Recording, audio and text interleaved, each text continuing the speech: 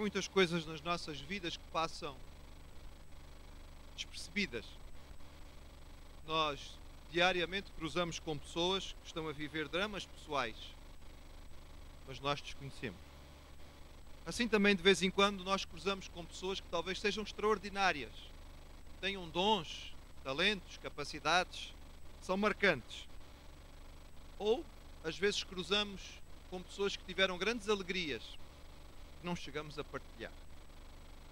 Também no dia a dia nós usamos muitos produtos, muitos materiais, muitas coisas.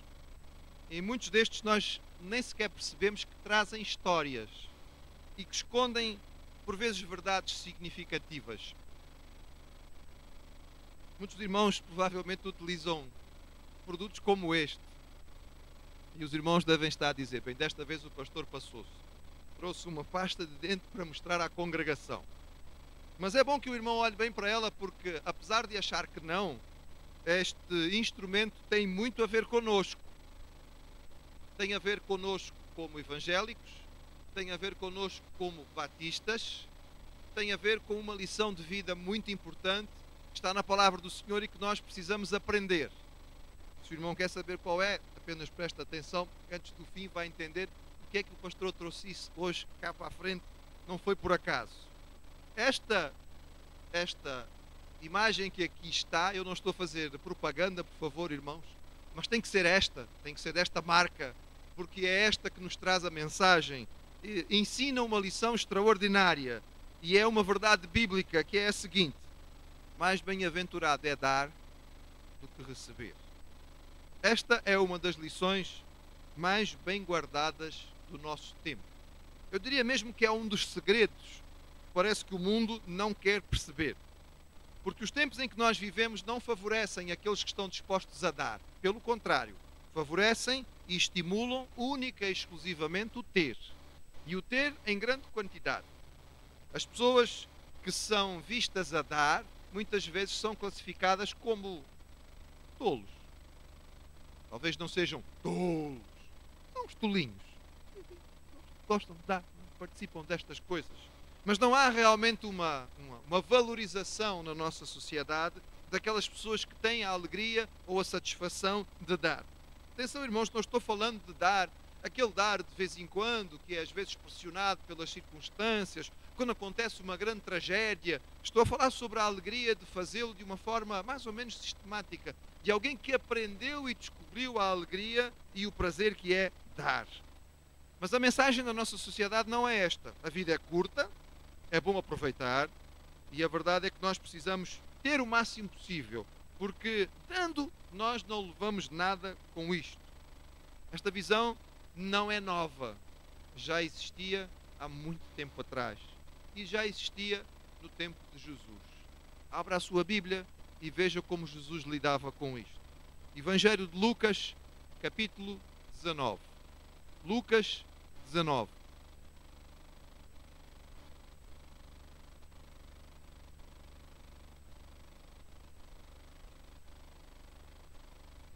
O episódio que está contado pelo evangelista em Lucas 19 é conhecido. Vamos revê-lo. Um personagem muito querido das crianças, porque o texto diz que ele era pequenino e as crianças se identificam mais facilmente com ele, o famoso Zaqueu. Diz o texto assim, irmãos, em Lucas 19, a partir do versículo 1. E tendo Jesus entrado em Jericó, ia passando, e eis que havia ali um varão chamado Zaqueu, e era chefe dos publicanos, e era muito rico. E procurava ver quem era Jesus, e não podia por causa da multidão, pois era de pequena estatura. E correndo adiante, subiu uma figueira brava para o ver, porque havia de passar por ali. E quando Jesus chegou àquele lugar, olhando para cima, viu-o, e disse-lhe: Zaqueu, desce depressa, porque hoje me convém pousar em tua casa. E apressando-se desceu e recebeu-o gostoso. E vendo todos isto, murmuravam, dizendo: entrara para ser hóspede de um homem pecador. E levantando-se Zaqueu, disse ao Senhor: Senhor, eis que eu dou aos pobres metade dos meus bens. E se de alguma coisa tenho defraudado a alguém, o restituo quadruplicado. E disse-lhe Jesus: Hoje veio salvação a esta casa, pois também este é filho de Abraão, porque o Filho do Homem veio buscar e salvar o que se havia perdido. Jesus, no caminho para Jerusalém, é bom lembrarmos que este trajeto que Jesus está a fazer é o trajeto final da sua vida. Jesus está empreendendo a sua última viagem. Ele sabe o que o aguarda em Jerusalém. Ele sabe que em Jerusalém está a cruz. Ele já disse aos seus discípulos que assim será. No caminho, Jesus encontra um jovem muito rico, um jovem que era muito cuidadoso no cumprimento da lei e que vai ter com Jesus, com o seu coração aparentemente aberto, disposto a receber do Mestre o ensinamento. Mas este jovem tinha um problema. Tinha muitas posses. Ele achava, vejam irmãos, o jovem rico, que não está aqui neste texto que lemos, está no texto anterior, antes de Jesus chegar a Jericó, o jovem rico achava que tinha muitas riquezas. Mas a verdade é que as riquezas é que o tinham a ele. Porque ele era dominado e controlado pelas coisas que tinha. E é por isso que, apesar de reconhecer em Jesus o Messias, apesar de reconhecer em Jesus o Mestre que podia lhe dar a indicação para a vida, apesar de ouvir do Senhor que ele sabia ser alguém muito especial, uma orientação clara, ele não consegue segui-la. Ele segue a sua vida, dominado que era pelas paixões das coisas que o possuíam. Jesus chega então à cidade de Jericó. E em Jericó, Jesus vai encontrar um homem ganancioso, mas que descobrira que a ganância não lhe trouxera a satisfação que ele esperava. Zaqueu não era um pequeno ganancioso, irmãos, era um grande ganancioso. Era um homem que tinha feito da ganância o centro da sua vida. Ele tinha feito o seu dia-a-dia girar à volta desta ganância, deste desejo de possuir cada vez mais. O texto bíblico diz duas coisas muito importantes para nós entendermos quem era Zaqueu. Diz-nos que ele era um publicano, mas não somente isso, diz que ele era o chefe dos publicanos de Jericó. Os irmãos poderiam entender o que isto representava em termos das possibilidades para este homem de enriquecer.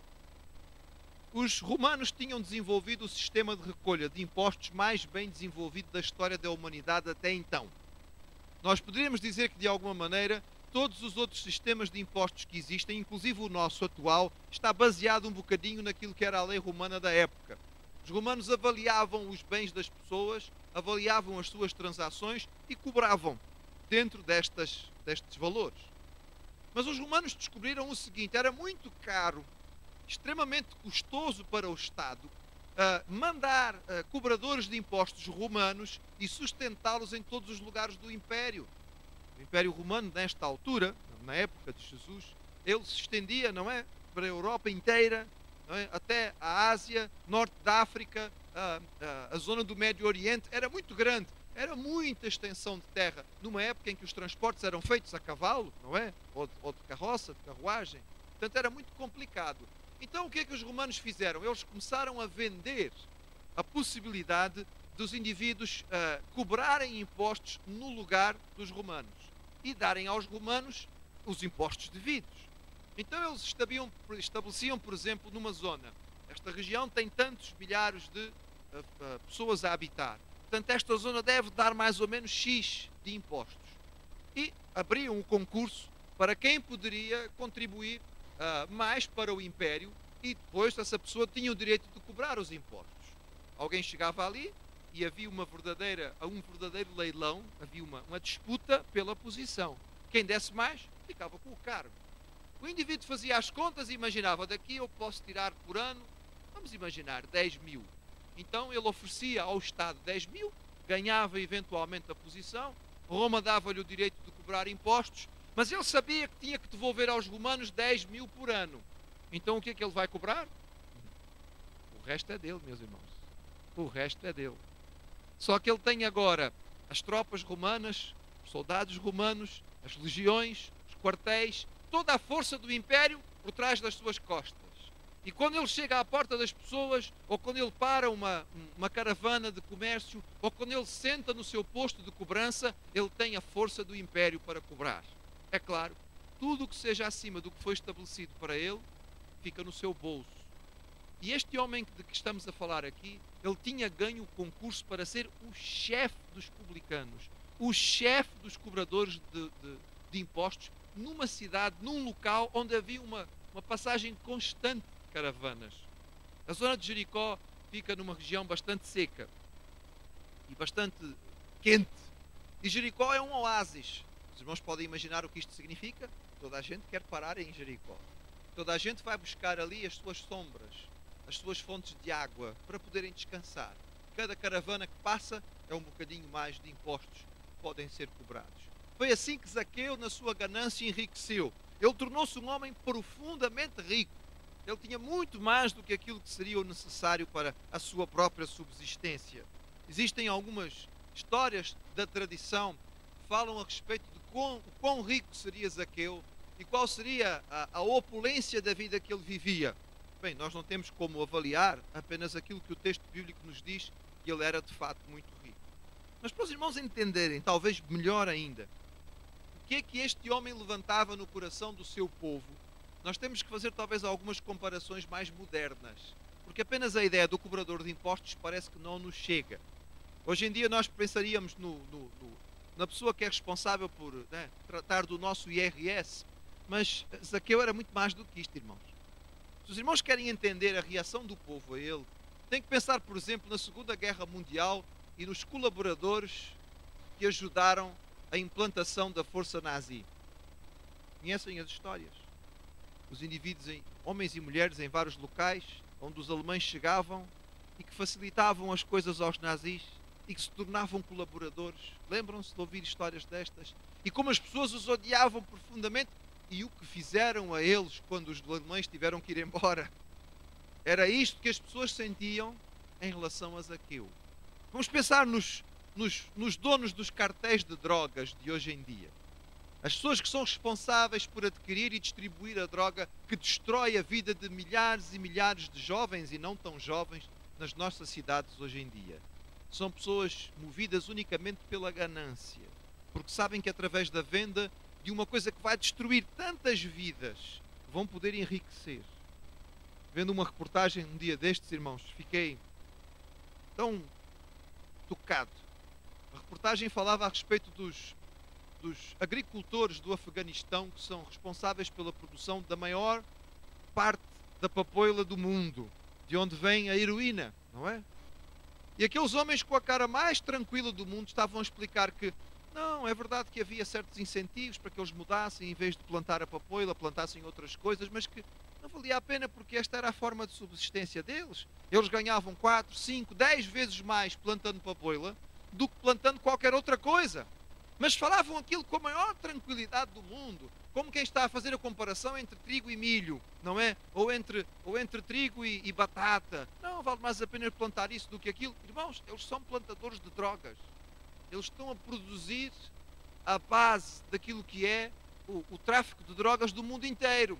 Mas com a maior tranquilidade do mundo, ainda defendendo que estão a fazer isso por causa das suas famílias. Mas não tinham cara de ser pessoas que estavam a passar fome, nem dificuldade. Eram pessoas assim, como os especuladores imobiliários de hoje em dia, que aproveitam situações como as crises para tirar dos pobres, comprar as coisas que às vezes as pessoas tiveram tanta dificuldade em adquirir por preços irrisórios, para daqui a uns anos vender caríssimo. Se nós entendermos estas pessoas e o seu coração, vamos compreender o que se passava quando o povo olhava para Zaqueu. Ele era profundamente odiado. E havia ainda duas coisas que complicavam a vida dele. Era o seu nome. Não sabem o que quer dizer Zaqueu? Zaqueu é um nome muito interessante, tem um significado muito curioso e que bate muito com aquilo que ele era. Porque Zaqueu significa puro. Os irmãos estão a ver este homem, dominado pela ganância, um homem que extorquia dinheiro ao seu povo, um homem que se vendeu à dominação estrangeira, e ele está a passar na rua e as pessoas querem chamá-lo e dizem: ó puro, anda cá, cada vez que o seu nome é chamado, é um punhal que vai no seu coração. Porque ele sabe que ele é tudo menos puro. E ainda era curioso, irmãos, porque um dos maiores rabis daquela época chamava-se exatamente Zaqueu. O famoso rabi Ben Zakkai, que era um dos homens conhecidos como dos mais sábios da época de Jesus, tinha exatamente o mesmo nome. Toda a riqueza, todo o sucesso financeiro tinham deixado Zaqueu com um gosto amargo na boca. Ele não tinha paz, não estava satisfeito, não conhecia o amor, não encontrara segurança.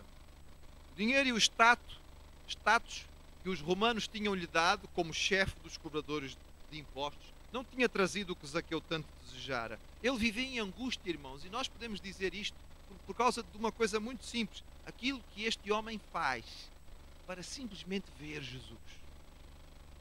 O que é que ele tinha ouvido sobre Cristo? Não sabemos. Fica claro que este homem tinha ouvido alguma coisa de Jesus que tornava Jesus um alvo muito interessante. Ele queria confirmar com os seus próprios olhos. Será que é verdade? Dizem que este mestre é diferente. Dizem que ele não julga como os mestres tradicionais. Dizem que este homem é um homem do povo, que se aproxima das pessoas. É um homem que atende as pessoas em qualquer circunstância. Será que pode ser? Eu tenho sido julgado toda a minha vida. Tenho sido colocado de canto. Sou chamado de alguém que não tem valor nenhum. Se as pessoas pudessem me matavam. Será que ele teria capacidade de olhar para mim? Como é que ele reagiria ao desejo de eu me encontrar com ele? Os rabis todos me desprezam. Proíbem a minha entrada na sinagoga. Não posso ir ao templo de Jerusalém. Será que este rabi olharia para mim? Estas perguntas estão no centro do coração de Zaqueu. Ele está disposto a ver com os seus próprios olhos para poder tirar as dúvidas. Ele quer ter pelo menos a oportunidade de ver Jesus passar. E a notícia então chega. Ele estava bem informado, era um homem que devia ter pessoas em todos os lados a tomar conta de todas as circunstâncias. E a ideia vem rapidamente, vem aí uma multidão, opa, é uma oportunidade de cobrar impostos. Não, mas a multidão vem com Jesus. Opa, então já não interessa os impostos. Eu quero ver quem é este homem. Eu quero confirmar. Mas aqui eu tenho um problema. Ele não consegue ver a Jesus. Há coisas que o impedem. Nomeadamente a sua altura. Não seria só isso, irmãos. Ele talvez pudesse furar no meio da multidão, não é? Como fazem as crianças quando querem ver alguma coisa e há uma multidão na frente. Mas com a fama que ele tinha, irmãos, e com a apreciação da população a seu respeito, os irmãos acham que este homem teria coragem de se meter no meio de uma multidão? Algumas pessoas eu já ouvi falando sobre este texto e dizem, o Zaqueu não conseguiu furar porque era muita gente e não dava para passar. Irmãos, eu não sei se ele tentou.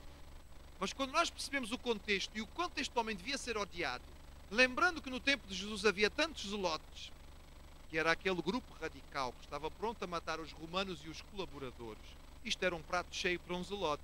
Apanhar um chefe de publicanos no meio de uma multidão, meu amigo, uma faca escondida, no meio daquelas vestes largas que eles tinham, resolveu o problema num instante. Zaqueu trava. Há uma multidão. Eu não posso meter-me aqui no meio.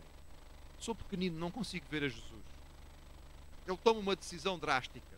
Sobe numa figueira brava. Era uma árvore que facilitava, porque tinha ramos em várias alturas, permitia mais facilmente a subida sobre ela, e era uma árvore que tinha galhos bastante altos e fortes, dava para que Zaqueu ficasse numa posição vantajosa. E assim ele está ali, à espera que Jesus passe. Mas o que este texto nos ensina, irmãos, extraordinário, e talvez a pergunta principal que nós devíamos fazer não é porque que Zaqueu queria ver a Jesus, mas porque que Jesus parou para Zaqueu. Porque que Jesus foi para a casa do colaborador, do extorsionista, do explorador, do homem mais odiado da cidade. Nós devemos entender claramente, irmãos, que ao fazê-lo, Jesus incorre em condenação evidente. Os irmãos estão a pensar nos colaboradores dos nazistas. Imaginem aqueles indivíduos que estão a colaborar contra um regime totalitário, que tortura, que mata, faz todas estas coisas, e no entretanto chega na cidade um mestre famoso pela sua santidade, pela sua capacidade de ensino. Imagine, irmãos, entre todas as pessoas aonde ele podia ficar. Ele podia ir para qualquer casa. Nesta altura, Jesus é famoso, é conhecido. Qualquer pessoa rica de Jericó gostaria de receber Jesus. Os chefes das sinagogas, os mestres mais importantes, gostariam de poder debater com Jesus até a noite dentro assuntos teológicos. E Jesus para e olha para o homem mais odiado da cidade. E não espera o convite. Jesus se convida. Zaqueu, olha, desce daí depressa. Me convém ficar na tua casa. Irmãos, vem o menor do texto. Me convém. É interessante para mim. É vantajoso para mim. Esta é a ideia do original. Ficar na tua casa. Toda a cidade de Jericó ficou contra Jesus. Foi um balde de água fria.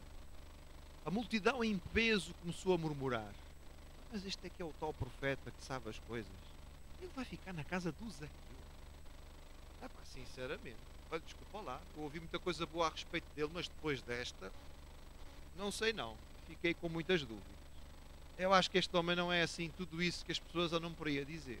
Se ele fosse, teria pelo menos um bocadinho mais de cuidado. Só de passar na soleira da porta de Zaqueu, nós já ficamos conspurcados. Ele vai ficar lá na casa dele. É lá que ele vai passar a noite. Não pode ser.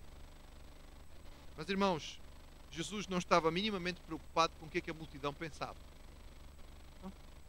Jesus nunca agiu preocupado com aquilo que os outros iam dizer. Ele sempre agiu por aquilo que ele sabia ser o certo e o melhor, independentemente da opinião das pessoas a respeito do assunto. Ele sabia que Zaqueu era aquele que tinha um coração preparado para o receber. Outras pessoas talvez quisessem receber Jesus pelo status que isso representava, porque isso ia chamar a atenção para eles, porque eles iam ficar famosos, porque todos iam querer depois perguntar, então como é que foi, o que é que Jesus disse, o que é que ele fez, como é que ele se comportou. Mas Zaqueu estava preocupado com o Senhor, porque havia um problema no seu coração. Ele não estava preocupado com as outras pessoas. Jesus sabia que a conversão de Zaqueu teria uma implicação na vida de tantas pessoas e que mudaria mesmo a situação, até financeira, de muitos daqueles que acusaram Jesus quando Jesus foi à casa dele. Muitas daquelas pessoas que murmuraram e disseram, então Jesus vai ficar logo na casa de Zaqueu. No dia seguinte tiveram Zaqueu batendo às suas portas, lhe trazendo dinheiro. Olha, está aqui. Eu tenho a impressão que eu fiz as contas errado consigo e tenho que lhe devolver isto. Mas se Jesus não tivesse ido à casa de Zaqueu, nada disto teria acontecido. O Senhor age contrariamente à nossa opinião, muitas vezes, exatamente para nos abençoar. Guarde isto, meu irmão. É uma das lições deste texto. Às vezes o Senhor faz as coisas contrário àquilo que nós achamos. E às vezes Ele o faz exatamente porque é esta a maneira de Ele nos abençoar. As pessoas não ficaram contentes porque Jesus foi para a casa de Zaqueu. Mas indo para a casa de Zaqueu, ficando na casa do chefe dos publicanos, Jesus muda o coração deste homem. E por causa desta mudança, muita gente vai ser afetada. Este homem era muito rico, irmão. Sabem o que representava metade dos seus bens? Era muito dinheiro. Houve muito pobre em Jericó, cuja situação ficou resolvida no dia seguinte, quando este homem começou a distribuir os seus bens. E todos devem ter pensado, ficou louco. Não enlouqueceu. Este homem viveu a vida inteira ganancioso, não perdia nem a feijões, como a gente costuma dizer, andava sempre a tirar tudo o que podia, e agora está a dar assim, de qualquer maneira. Mas era isso que Jesus sabia que podia acontecer, e por isso o Senhor investiu. O que Zaqueu descobriu naquela ocasião foi uma razão de viver nova. A verdadeira razão para viver. Ele achava que tinha encontrado a razão para a sua vida em acumular bens, em tornar-se rico e poderoso, mas isto não trouxe nem satisfação nem felicidade. A sua casa estava cheia, o seu coração estava vazio. O que acontece no seu coração é a descoberta da alegria que só Deus pode dar. E esta alegria resulta num coração generoso, numa nova forma de ver as coisas, as posses, os bens. E ele decide dar muito mais do que aquilo que a lei exigia. O homem que era mais odiado passa a ser o maior benfeitor de Jericó. A tradição, irmãos, diz que mais tarde Zaqueu veio a ser o responsável, o pastor, o bispo da igreja de Cesareia. Nós temos muitos exemplos modernos de pessoas que agiram de forma semelhante àquela que Zaqueu fez. Uma delas é aquele personagem que eu quero compartilhar com os irmãos nesta noite. A vida dele começou a ser alterada quando ele era ainda um menino. Foi uma madrugada em que se bateu à porta da casa dele, lá na Inglaterra. O dono da casa chamava-se Robert. E o Sr. Robert recebeu uma informação através de um emissário do próprio primeiro-ministro da Inglaterra. William Pitt, que era seu amigo, mandou-lhe um recado dizendo assim: atenção, as tuas simpatias para com os colonos americanos despertaram muitas inimizades e tu estás em grande risco de ser preso. Portanto, trata da tua vida, porque senão vais parar à cadeia. E foi assim que Robert pegou na sua família e fugiu da Grã-Bretanha para os Estados Unidos e foi-se radicar em Baltimore em 1795. O seu filho William tinha nessa altura 12 anos de idade. Robert não tinha grande jeito para os negócios. Ele levou algum dinheiro da sua família e tentou fazer um negócio na produção de sabão, mas não teve grandes vantagens nisto. Os parceiros que ele escolheu também não eram dos melhores. O negócio fechou e ele acabou por se mudar para o interior, aonde foi se dedicar à agricultura. Mas o seu filho William ficou com o bichinho, digamos assim, do negócio, da capacidade de fazer algum tipo de empresa. Mas ele percebeu que se quisesse fazer este tipo de negócio precisava ir para um lugar onde houvesse muita gente. Então ele mudou-se para Nova Iorque. Nesta altura já era uma cidade bastante populosa. Ali chegando, irmãos, ele levou os seus pertences quase todos num pequeno embrulho. Era um adolescente, início da juventude. Algumas histórias dizem que ele teria por volta de 16, no máximo 18 anos. E quando ele estava para ir nesta viagem, ele cruzou com um velho amigo, um velho vizinho, que era capitão de um barco. E era um homem crente em Deus, um homem muito fiel. E na conversa, este homem estava conversando com William e ele perguntou: William, para onde vais? E ele diz: olha, eu estou pensando em ir para Nova Iorque.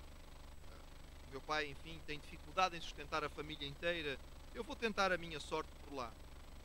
E aquele capitão disse: tens alguma ideia do que vais fazer? E ele disse: olha, a única coisa que eu aprendi com o meu pai foi a fabricar sabão. Talvez eu tenha algum sucesso nisto. E aquele capitão disse assim: olha, não te importes com a falta de recursos que tens agora. Começa bem e vais continuar melhor ainda. Guarda uma coisa que é muito importante. Coloca sempre o Senhor em primeiro lugar na tua vida. Em breve, alguém vai se tornar o maior produtor de sabão de Nova Iorque. Pode ser tu. Mas antes que isso possa acontecer, é preciso que tu estejas com o teu coração no lugar certo. Ser um bom homem. Dá o teu coração a Jesus. Dá ao Senhor aquilo que lhe pertence. Fabrica o teu sabão honestamente. Não roubes no peso, nem na qualidade dos materiais. Em breve serás um homem com posses. Deus vai te abençoar. William prestou atenção nas palavras deste velho vizinho. Palavras sábias. E quando ele chegou a Nova Iorque, ele tinha lido no caminho aquele texto famoso da passagem bíblica em que Jacó, ao sair da sua casa em direção à Mesopotâmia, faz um pacto com Deus. Diz: Senhor, de tudo aquilo que eu receber, eu vou-te dar o meu dízimo. Vou cumprir fielmente isto. Vou entregar a tua parte. Porque eu peço que tu me protejas e que tu me guardes. E foi isso que William fez quando ele chegou a Nova Iorque. Ele fez um acordo com o Senhor e disse: Senhor, tudo aquilo que tu me deres, a tua parte eu vou devolver. Mas eu confio, Senhor, que tu vais me sustentar. E ele começou a trabalhar então numa fábrica, uma pequena fábrica de sabão. O negócio não avançou muito, mas ele aprendeu muito vendo aquilo que estava sendo feito ali. 3 anos depois, quando o negócio fechou, William estava preparado para avançar ele mesmo, com a sua própria fábrica, com o seu próprio esforço. E assim, com mais 2 amigos, ele investiu em preparar alguma coisa melhor. Ao contrário daquilo que ele tinha visto, ele investiu em produtos de qualidade. Ele queria fazer as coisas de tal maneira que realmente valesse a pena as pessoas comprarem o sabão que ele produzia. E a verdade, irmãos, é que ele foi fiel naquilo que o Senhor lhe dava. Ele colocou no seu coração que tudo aquilo que ele pudesse receber, ele teria que entregar ao Senhor 10% no mínimo que era o dízimo que estava estabelecido na palavra do Senhor. Ele tinha chegado a Nova Iorque em 1804, em 1808 ele casou-se e nesta altura também ele foi batizado na primeira igreja batista de Nova Iorque. E ali tornou-se membro e em breve também tornou-se diácono da igreja. O seu casamento com Mary Gilbert deu 11 filhos. Ele foi muito fiel ao Senhor em todas as coisas.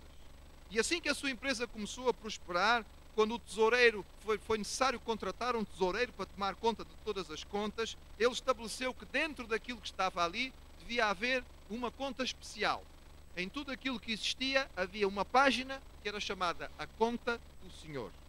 E ali, inicialmente, 10% do lucro da empresa, 10% da renda era entregue ao Senhor.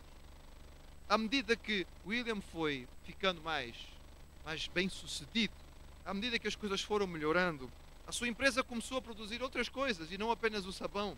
E pouco a pouco ele já tinha vários produtos no mercado. Ele era um excelente investidor e sabia bem como trabalhar.